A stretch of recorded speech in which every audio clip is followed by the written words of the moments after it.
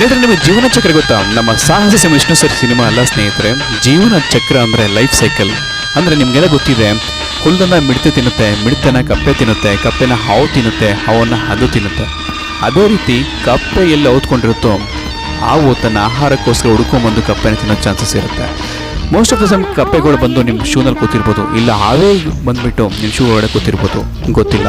ಆದರೆ ಶೂ ಹಾಕೊಳ್ಳೋ ಮುನ್ನ ದಯವಿಟ್ಟು ಎಚ್ಚರಿಕೆಯಿಂದ ಶೂನ ಹಾಕ್ಕೊಳ್ಳಿ.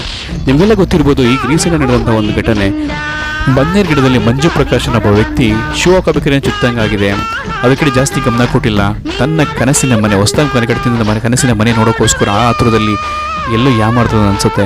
ತನ್ನ ಕನಸಿನ ಮನೆ ನೋಡೋಕ್ಕೋಸ್ಕರ ಮನೆಯೆಲ್ಲ ಸುತ್ತಾಡಿ ಬಂದು ಸುಸ್ತಾಗಿ ಕೂತ್ಕೊಂಡಿದ್ದಾರೆ. ತಕ್ಷಣ ಮೈಯಲ್ಲಿ ನೊರೆ ಬಂದಿದೆ, ಅವ್ರನ್ನ ತಕ್ಷಣ ಹಾಸ್ಪಿಟಲ್ ಶಿಫ್ಟ್ ಮಾಡೋಷ್ಟರಲ್ಲಿ ಪ್ರಾಣ ಕಳ್ಕೊಂಡಿದ್ದಾರೆ. ಅಂದರೆ ಅವರು ಕಚ್ಚಿದ ತಕ್ಷಣ ನೋಡ್ಕೊಂಡಿದ್ರೆ ಬಹುಶಃ ಬದುಕಿದ್ರೋ ಏನೋ ಗೊತ್ತಿಲ್ಲ. ಆದರೆ ನಾವು ನಿಮಗೆ ಅಡ್ವೈಸ್ ಮಾಡೋದಿಷ್ಟೇ, ದಯವಿಟ್ಟು ಎಲ್ಲ ವ್ಯಕ್ತಿಗಳು ಕೂಡ, ಆ ಶೂ ಹಾಕೋಂಥವು ಎಲ್ಲ ವ್ಯಕ್ತಿಗಳು ಕೂಡ ಒಂದು ಸಲ ತಮ್ಮ ಶೂ ಒಳಗಡೆ ಏನಿದೆ ಅಂತ ಒಂದು ಸಲ ಪರೀಕ್ಷೆ ಮಾಡಿ ಹಾಕ್ಕೊಳ್ಳಿ. ಮಕ್ಕಳು ಕೂಡ ಅದನ್ನು ಹೇಳ್ಕೊಡಿ, ಶೂಗಳನ್ನು ಧರಿಸೋದಕ್ಕೆ ಮುಂಚೆ ಒಂದ್ಸಲ ಪರೀಕ್ಷೆ ಮಾಡಿ ಅದನ್ನು ಹಾಕ್ಕೊಳ್ಳಿ. ಈಗಿನ ಒಂದು ಮಳೆಗಾಲದಲ್ಲಿ, ಚಳಿಗಾಲದಲ್ಲಿ ಏನಾಗುತ್ತೆ ಅಂದರೆ ಬೆಚ್ಚನೆಯ ಜಾಗ ಇರೋ ಕಡೆ ಹಾವುಗಳು ಹುಡ್ಕೊಂಬರ್ತವೆ, ಒಂದು ಶೂನಲ್ಲಿ ಬೆಚ್ಚನೆಯ ಜಾಗ ಇರೋದ್ರಿಂದ ಅಲ್ಲಿ ಮಲ್ಕೊಂಡಿರ್ತವೆ. ಹಾವಾಗಿರ್ಬೋದು, ಕಪ್ಪೆ ಆಗಿರ್ಬೋದು. ಅದು ದಯವಿಟ್ಟು ನಮ್ಮ ಔಷಧಿ ನಾವಿರಬೇಕು. ಎಲ್ಲರೂ ಕೂಡ ಅವೇರ್ನೆಸ್ ಕೊಡಿ. ನಿಮ್ಮ ಕೈಲಷ್ಟು ಕೂಡ ಶೂ ಹಾಕೊಳ್ಳೋಕೆ ಮುಂಚೆ ಒಂದು ಸಲ ಪರೀಕ್ಷೆ ಮಾಡಿ. ದಯವಿಟ್ಟು ನಮ್ಮ ಕಡೆಯಿಂದ ಸಾಮಾಜಿಕ ಕಳಕಳಿಯಿಂದ ಮನವಿ. Thank you very much.